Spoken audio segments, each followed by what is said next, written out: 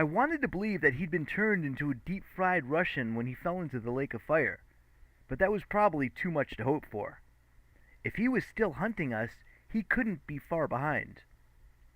We turned down another corridor and Tahoret froze. "Oh dear!" In front of us, an old woman with the head of a frog was jumping around. And when I say jumping, I mean she leapt 10 feet, croaked a few times, then leapt against the wall and stuck there, before leaping to the opposite wall. Her body and limbs looked human, dressed in a green hospital gown, but her head was all amphibian, brown, moist, and warty. Her bulbous eyes turned in every direction, and by the distressed sound of her croaking, I guessed she was lost. "Hackett's got out again," Tahoret said. "Excuse me a moment." She hurried over to the frog woman. Bess pulled a handkerchief from a pocket of his Hawaiian shirt. He dabbed at his forehead nervously. "I wondered what had happened to Hackett. She's the frog goddess, you know." "I never would have guessed," Carter said. I watched as Tahoret tried to calm down the old goddess. She spoke in soothing tones, promising to help Hackett find her room if she just stopped bouncing off the walls. "She's brilliant," I said. "Tahoret, I mean." "Yeah," Beth said. "Yeah, she's fine." "Fine?" I said. "Clearly she likes you. Why are you so—" Suddenly, the truth smacked me in the face. I felt almost as thick as Carter. "Oh, I see. She mentioned a horrible time at the palace, didn't she? She's the one who freed you in Russia." Bess mopped his neck with the back of his handkerchief. He really was sweating quite a lot.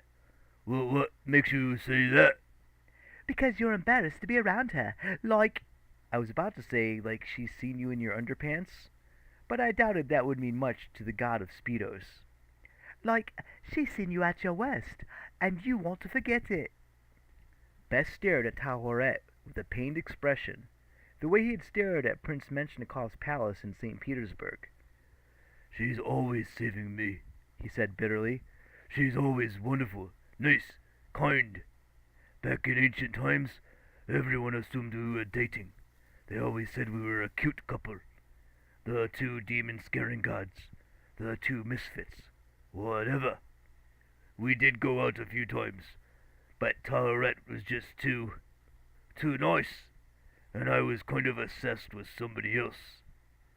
"Bast," Carter guessed. The dwarf god's shoulders slumped.